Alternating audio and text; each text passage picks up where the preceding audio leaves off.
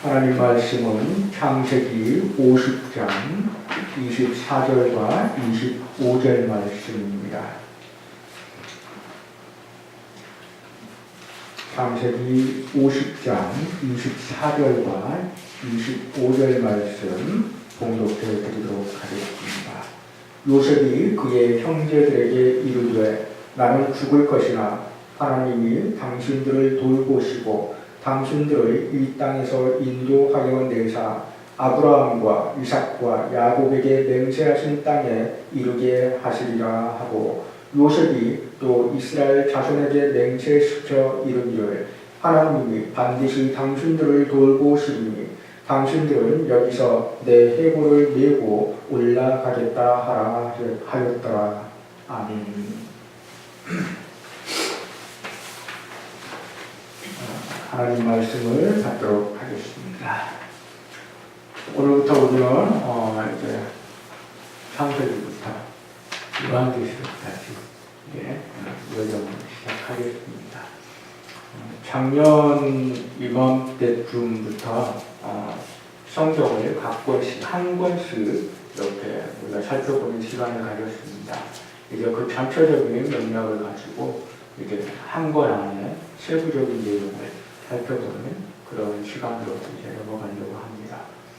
물론 우리가 큰 시각을 갖는 것이 아주 중요하기 때문에 매 성경에 들어갈 때마다 그 전체적인 부분을 한 번 더 살펴보고 다시 이제 1장부터 이렇게 살펴보는 그런 시간을 갖도록 하겠습니다.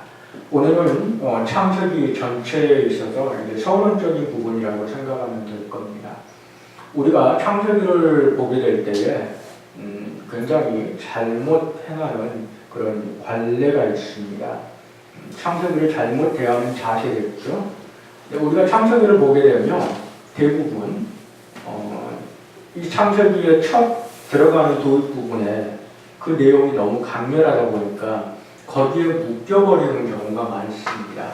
무슨 말인가 하니, 창세기 처음 들어갈 때에 태초에 하나님이 천지를 창조하시리라 라는 선언이 나옵니다. 더군다나 히브리어 원문으로 보게 되면 히브리어 성경 같은 경우는 제목을 특별하게 이렇게 따로 만들지를 않습니다. 무조건 그 성경에 기록되어 있는 그 문자 중에 가장 처음 나와 있는 단어를 그 성경의 제목, 그 주제, 제목으로 이렇게 답니다. 쉽게 말해서 우리가 창세기라고 부르는 것을 히브리어 성경은 베레시트라는 그 단어를, 가장 처음 나오는 단어를 이 성경의 제목으로 단다는 거죠. 이 베레시트라는 이 단어가 갖고 있는 의미는 태초에라는 의미입니다. 다시 말해서 이 성경이 시작되는 그 도입부 자체, 그 선언하는 말 자체가 너무 강렬하다 보니까 너무 많은 사람들이 창세기를 대할 때에 창세기는 태초에 하나님이 천지를 창조하신 것을 증명하는 책이다라는 그러한 부분에 너무 집중하게 됩니다. 그래서 창세기를 시작하면 대부분의 그 어떤 성경 공부라든지 그런 시간들에 하는 작업이 무엇인가 하니 진화론과 창조론이라는 것을 대입시켜서 과연 어느 것이 옳으냐, 어느 것이 틀리냐라는 부분을 비교함으로 보통 창세기를 시작하는 경우가 많습니다. 그러나 이렇게 하는 것이 과연 옳은 것인가? 창세기 전체가 50장으로 이루어져 있습니다. 그런데 그 중에 만약에 창조라는 사건이 굉장히 중요한 사건이라면 상당히 많은 부분을 다루면서 정말 하나님이 창조하셨는가라는 부분에 대해서 끊임없이 우리에게 이해할 수 있는 그러한 설명을 달지 않았을까라는 것을 예측해 볼 수 있습니다. 그러나 안타깝게도 창세기 50장 중에 창조에 대해서 다루고 있는 것은 단 2장에 불과합니다. 더군다나 이 2장에 나와 있는 내용을 보면 증명의 그런 의도가 전혀 담겨 있지가 않습니다. 전적으로 하나님이 천지를 창조하셨다. 그 창조는 이러한 내용으로 이루어졌다. 그것으로 선언하는 것으로 끝나버립니다. 그리고 무려 48장에 이르러서 해당되는 내용에 있어서는 창조를 전혀 다루고 있지 않습니다. 그렇다고 한다면 창세기는 창조에 대한 이야기, 창조에 대한 메시지를 우리에게 주기 위한 책이 아니라는 것을 우리는 이해를 해야 됩니다. 그러면 도대체 그렇게 강렬하게 우리가 인식했고 지금까지 정말 중요하게 다뤘던 창조가 정말 중요한 메시지가 아니라면 도대체 무엇이 창세기를 통해서 우리에게 주고자 하시는 말씀이었나? 라는 것을 우리가 이제 살펴봐야 되는 것입니다. 우리가 성경을 볼 때에 굉장히 이 관심 밖으로 밀어내고 있는 내용이 있습니다. 성경을 보고 이해하고 해석한다고 할 때에 가장 중요한 것인데도 우리는 너무나 많은 경우에 그것에 관심을 두지 않습니다. 그것이 무엇인가 하니 과연 이 성경을 기록한 기자가 누구인가를 우리는 관심을 두지 않습니다. 그리고 그 성경을 기록한 사람이 누구에게 이 말씀을 처음으로 주기 위해서 이 말씀을 기록했는지에 대해서 별로 관심을 두지를 않습니다. 이거 굉장히 중요한 내용입니다.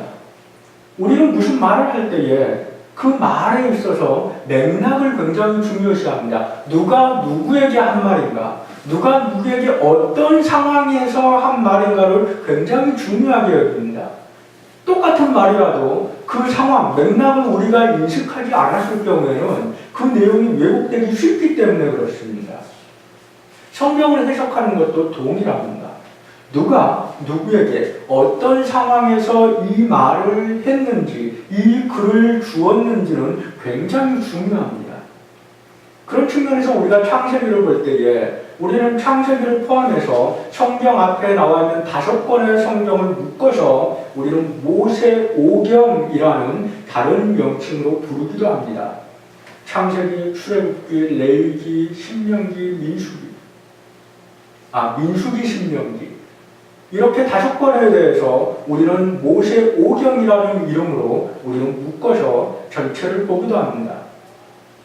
이렇게 부르는 이 명칭의 또 다른 의미는 무엇이겠습니까? 모세를 통해서 기록하게 하셨다는 겁니다. 창세기는 모세가 기록한 성경입니다. 그러면 여기서 우리는 또 하나를 이해할 수 있게 됩니다. 또 하나를 알 수 있게 됩니다. 그것이 무엇이겠습니까? 모세가 어느 시대 사람인지를 이해하고 우리가 알고 모세가 무엇을 한 사람인 줄 안다면 모세가 기록한 이 책은 누구를 위해서 쓴 책인지를 우리는 알 수 있게 됩니다. 모세가 쓴 창세기는 모세가 출애굽이라는 그 역사를 통해서 관계를 맺게 되는 이스라엘 백성을 위해서 쓴 책입니다. 그것을 기억하시기 바랍니다. 창세기는 태초에 천지가 창조되는 그 시점에서 누군가가 쓴 책이 아니고 천지 창조는 이렇게 시작됐어 라고 후대에 알리기 위해서 그 시점에서 쓴 책이 아니고 그 시점은 훨씬 지난 시대에 모세라는 사람을 통해서 하나님이 이스라엘 백성에게 가르치기 위해서 이 창세기를 기록하게 하셨다는 겁니다. 하나님이 모세에게 이 창세기를 기록하게 하실 때에 그 의도를 정확하게 이해하시기 바랍니다. 가장 먼저 이스라엘 백성을 위해서 기록하게 하셨습니다. 그 다음에 하나님은 지금까지 이 창세기가 보존되게 하심으로 말미암아 오늘까지 또는 앞으로도 계속해서 하나님이 구원하시기로 작정하시고 택하실 백성을 위해서 하나님은 이 창세기를 기록하게 하셨습니다. 더불어서 이 모든 세상이 성경 말씀을 볼 수 있는 모든 세상이 창세기를 보도록 하기 위해서 하나님은 이 창세기를 기록하게 하셨습니다. 이제 이 전제를 가지고 창세기를 봐야 됩니다. 창세기의 메시지가 무엇이겠습니까? 창세기 전체 내용은 창조로부터 요셉의 죽음까지로 이제 이 기록된 죽음까지 나와 있는 그 사건 중에 선별된 사건들을 기록하고 있음을 우리는 보게 됩니다. 특별히 이 창세기에 그 내용을 우리는 세 영역으로, 세 가지로 분리해서 우리는 살펴볼 수가 있습니다. 첫 번째는 1장부터 11장까지의 내용입니다. 이것은 무엇인가 하니 창조부터 이제 그 족장들의 시대, 아브라함의 시대로 넘어가기 전까지의 시대입니다. 우리는 원시 역사라고 말을 합니다. 원시 역사. 이 원시 역사의 내용을 보면 이렇습니다. 하나님이 태초에 천지를 창조하십니다. 아담과 하와를 만드시고 그 아담과 하와에게 창조된 모든 세계, 다시 말해서 하나님께서 보시기에 좋았더라라고 선언하셨던 그 모든 세계를 아담과 하와가 이제 관리하도록 하십니다. 그런데 머지않아서 아담과 하와는 그 책무를 온전히 감당하지 못하고 죄로 말미암아 그 책무를 상실하게 됩니다. 죄가 이 땅에 들어왔을 때에 아담과 하와는 완전한 환경에서 추방당하게 되고, 아담과 하와가 그 환경에서 추방당했다는 것은 다른 표현으로 하면 그 환경 역시 아담과 하와가 끌고 들어온 죄로 말미암아서 그 완전함이 파괴되어 버렸다는 것을 의미합니다. 그 이후로 나타나는 역사를 보시기 바랍니다. 파괴되어 버린 그 환경 속에서 죄 아래 이제 죄의 지배를 받은 그 아담과 하와의 그 후손들의 역사는 참으로 비참한 역사인 것을 우리는 성경을 통해서 발견하게 됩니다. 가장 먼저 나타나는 사건이 바로 가인의 살인 사건입니다. 가인이 그 동생 아벨을 시기하고 미워해서 살인하는 사건이 나타나게 됩니다. 그는 아담과 하와가 죄로 말미암아서 완전한 세상에서 추방당한 것처럼 그는 땅으로부터 추방당하는 형태의 삶을 살게 됩니다. 다시 말해서 유리하는 삶, 방황하는 삶을 살게 되었다라고 성경은 우리에게 알려주고 있습니다. 그 후손들이 계속해서 번성할 때에 그 땅에는 선한 것이 늘어나는 것이 아니고 점점 악이 관영함으로 말미암아 궁극적으로 하나님이 그들을 더 이상 보고 놔둘 수가 없게 되어서 이 땅에 대홍수라는 사건이 나타남을 우리는 또 발견하게 됩니다. 홍수 사건이 터진 후에 이제 사람들은 정신을 차렸으면 싶다한데 또다시 이들은 바벨이라는 곳에 모여서 하나님을 대적하고자 우리가 하나님의 그 권위에까지 이르겠다고 그렇게 선언하면서 바벨탑을 쌓는 사건을 우리는 또 보게 됩니다. 하나님은 그들의 언어를 혼잡하게 하심으로 말미암아 그들을 온 땅에 흩어버리는 것이 바로 이 11장까지 나와 있는 역사입니다. 이 과정을 통해서 우리는 하나님이 얼마나 인간들을 참아주시고 기다려주시는지를 확인하게 됩니다. 타락했지만 완전히 하나님의 임재로부터 떠나갔지만 그들을 하나님께서는 끝까지 참으시고 보시고 여전히 그들에게 관심을 두고 계십니다. 완전히 단절시켜버리시는 것이 아니고 끊임없이 하나님께서는 그들과의 그 관계를 회복하시기 위해서 그 끈을 완전히 놓아버리지 않으신다는 겁니다. 그런데 상대적으로 그 역사 가운데 인간은 끊임없이 하나님을 대적하는 모습으로 나타나게 됩니다. 다시 말해서 하나님은 완전히 선한 것을 그 안에 두셨는데 인간은 완전히 악함을 향해서 끊임없이 달려나가고 있다는 겁니다. 다른 표현으로 하나님은 완전한 질서를 그 안에 두셨는데 인간은 끊임없이 무질서를 향해서 나아가는 역사를 우리에게 보여주고 있다는 겁니다. 그 이후로 하나님께서는 이제 인간에게 이 모든 것을 맡고 나서는 도저히 답이 없다라는 것을 확증하시고 인간의 역사를 통해서 확증하시고 하나님께서 구원에 직접적으로 이제 관여하는 역사를 시작하게 됩니다. 그것이 바로 11장 10절부터 37장 1절까지 우리에게 보여주는 역사입니다. 거기에 나타나는 역사는 이렇습니다. 아브라함부터 시작해서 아브라함 위에 데라로부터 시작해서 이제 아브라함과 또 이삭과 야곱에 이르기까지의 역사를 우리에게 보여주게 됩니다. 특별히 아브라함을 우리는 믿음의 조상이라고 이렇게 믿음의 아버지라고 우리가 부르면서 그로부터 하나님이 비로소 족장의 역사를 시작한 것을 우리는 확인하게 됩니다. 그런데 아브라함부터 시작된 역사에서 아브라함과 이삭과 야곱에 이르기까지 이 3대에 있어서 아주 특별한 공통점을 우리에게 보여줍니다. 그것이 무엇이겠습니까? 그 세 명이 사랑하는 아내, 부인으로 얻은 자들이 모두 다 공통점을 갖고 있는데 그들이 불임이라는 그러한 특별한 상황에 놓여 있었다는 겁니다.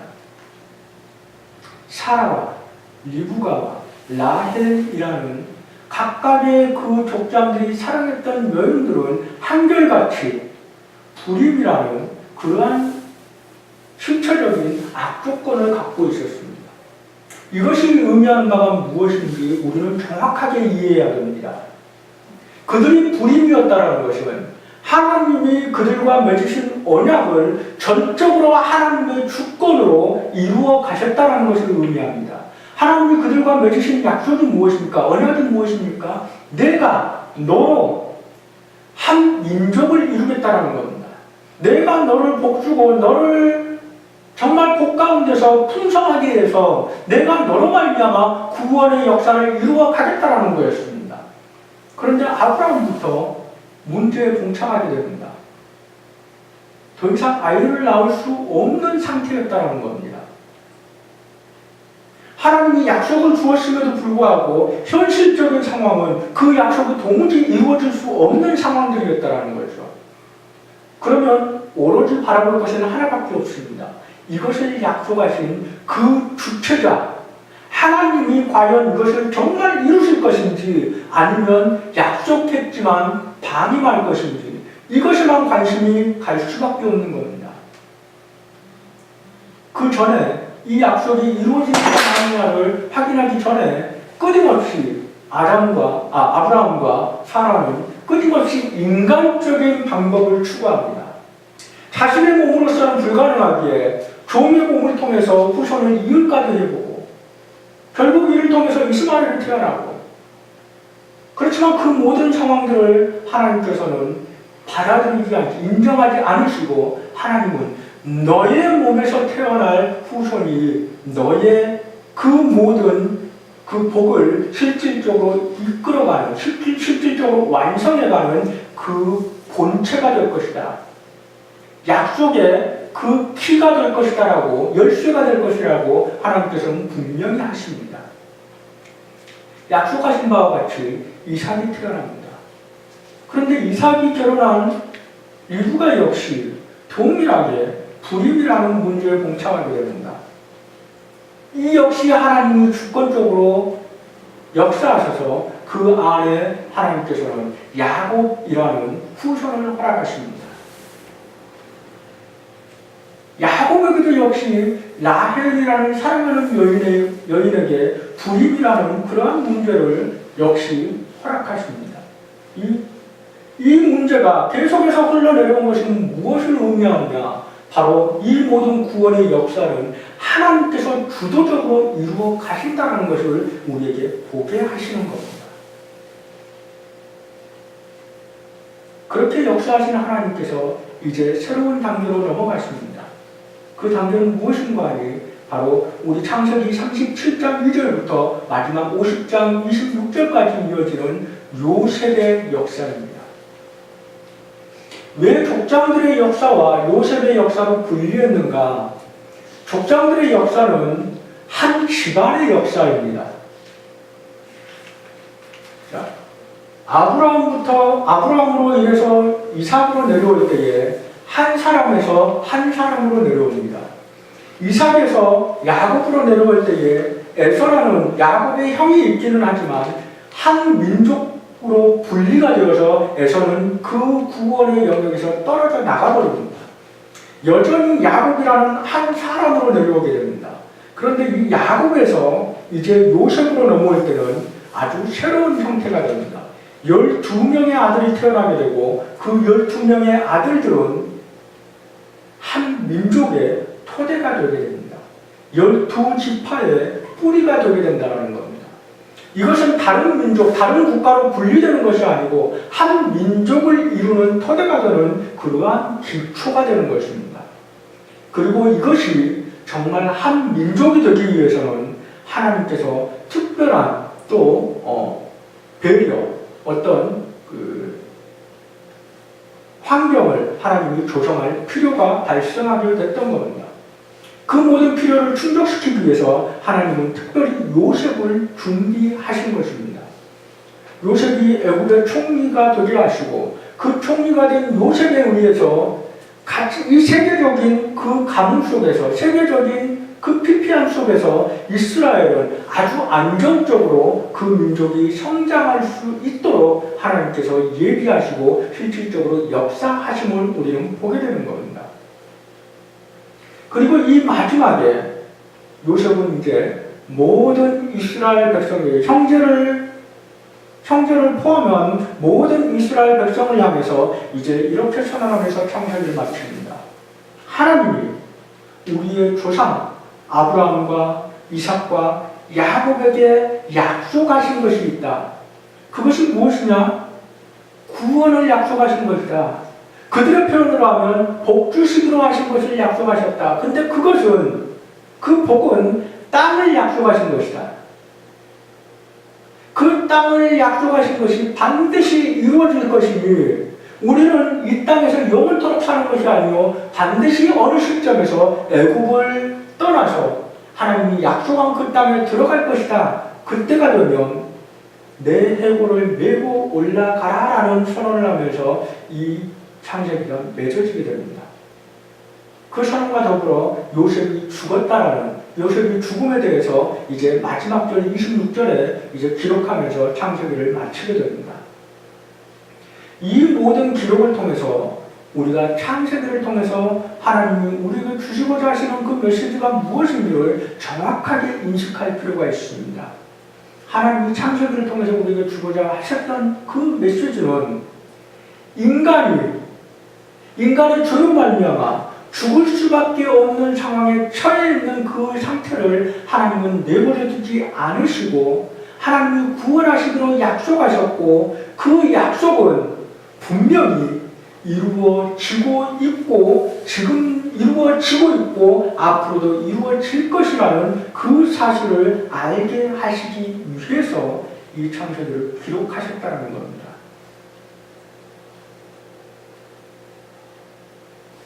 복과 저주의 반복, 그리고 질서와 무질서의 반복, 이 모든 것 가운데 인간으로부터는 오로지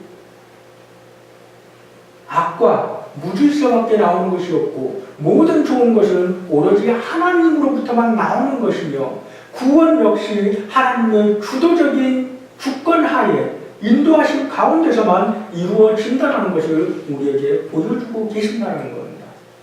이 말씀을 처음 받는 그 이스라엘 백성들은 그러면 이 말씀을 통해서 무엇을 인식해야 되겠습니까? 우리를 구원하신다라고, 모세를 통해서 구원하신다라고 우리에게 말씀하시는 하나님이 과연 누군가? 그분이 창조하신 분이구나. 그런데 그 창조하신 그 좋은 것을 망가뜨린 것이 우리 인간이었구나. 근데 그 인간들의 그 끊임없이 망가뜨리는 행위를 하나님께서 내버려두지 않으시고 구원하겠다고 약속하신 분이 지금 우리를 구원하시겠다고 말씀하신 그 하나님이시구나.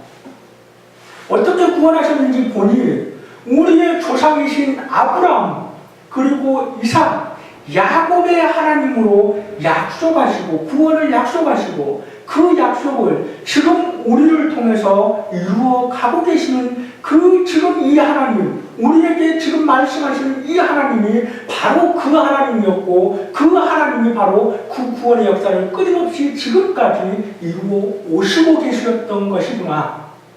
이것을 인식하라고 하나님께서 이 창세기를 기록하게 하신 것입니다. 그러면 그로부터 수천 년이 지난 오늘까지 이 성경을 보존하고 우리가 읽게 하신 이유는 무엇이겠습니까? 우리는 이 창세기를 읽을 때에 우리는 너무나 많은 경우에 이렇게 착각합니다. 이스라엘의 역사, 그런데 이제 우리는 이 생각을 철저하게 깨부숴야 됩니다. 이스라엘의 역사가 아닙니다. 창세기의 시작을 분명히 기억하시기 바랍니다. 온 세상에 대한 역사입니다. 온 세상에 대한 역사가 창세기 11장까지 계속해서 진행이 됩니다. 그 온 세상의 역사를 통해서 하나님께서 우리에게 확실하게 보여주는 게 있습니다. 인간, 너의 힘으로는 불가능해. 너는 점점 망가질 수밖에 없고 너는 점점 무질서를 향해서 나아갈 수밖에 없다는 것을 우리에게 확실하게 보여줍니다. 그 이후에 족장의 역사가 나타나는 이유는 네가 네 힘으로 할 수 없으니 내가 하겠다라는 것으로 우리에게 확실하게 보여주기 위해서 족장의 역사를 시작하는 겁니다. 다시 말해서 전체를 구원하기 위해서 이제 첫 발자국을 내딛는데 그 첫 발자국으로서 한 사람을 선택하고 그 사람을 통해서 한 민족을 이루고 그 민족을 통해서 한 국가를 만들 것이고 그 국가를 통해서 전 세계로 하나님의 구원의 역사를 확장시켜 나갈 것이라는 것을 우리에게 보여주시는 것입니다. 그러니 이 시대는 현대를 살아가는 우리 믿음의 백성들이 이 창세기를 읽을 때에 분명히 기억해야 될 것은 나를 위한 역사고 내 역사구나. 하나님이 오늘 나를 택하시고 오늘 나를 구원하셨다는 것을 내가 인식하고 있다면 이 창세기는 나의 역사구나. 나를 구원하기 위한 역사구나 라는 것으로 이 창세기를 받아야 된다는 겁니다. 이것을 나의 역사로 받았을 때에 비로소 우리는 하나님께서 나를 위해서 역사하시고 나를 위해서 구원을 약속하시고 나를 위해서 그 구원을 지금까지 이루어 오셨다는 것을 내 이야기로 나를 위한 역사로 그렇게 받아들이게 되는 것입니다. 너무나 많은 분들이 성경을 또는 창세기를 그렇게 받아들이지 않기 때문에 나와 상관없는 하나의 유명한 이야기로 인식하고 끝나버립니다. 그래서 인간이 얼마나 약한지, 얼마나 무능한 존재인지, 얼마나 하나님을 대적하면서 끊임없이 하나님과 반대 방향으로 나가는 그런 존재인지를 철저하게 그 가슴 속에 새기지를 못하는 겁니다. 기억하시기 바랍니다. 창세기는 나를 구원하기 위해서 하나님이 그동안 어떻게 걸어오셨는가에 대해서 그 첫 발자국에 대한 가르침을 주는 말씀이라는 것을 분명히 기억하시기 바랍니다. 그 발걸음이 있었기에 오늘 우리가 구원받기까지 이 여정이 우리 앞에 있을 수 있었던 것입니다. 그리고 그 여정이 반드시 있어야 됐던 이유를 우리는 아담과 하와의 그 범죄를 통해서 그 이유를 밝히 알 수 있게 되는 겁니다. 이 모든 큰 그림을 가지고 우리는 성경 한 권 한 권을 이제 한 장 한 장을 살펴보면서 그 안에 아주 디테일하게 하나님께서 숨겨놓은 그 의미들, 의도들, 그 안에 얼마나 하나님의 그 놀라운 사랑이 담겨있는지, 인내가 담겨있는지 우리가 이제 깨달을 필요가 있는 것입니다.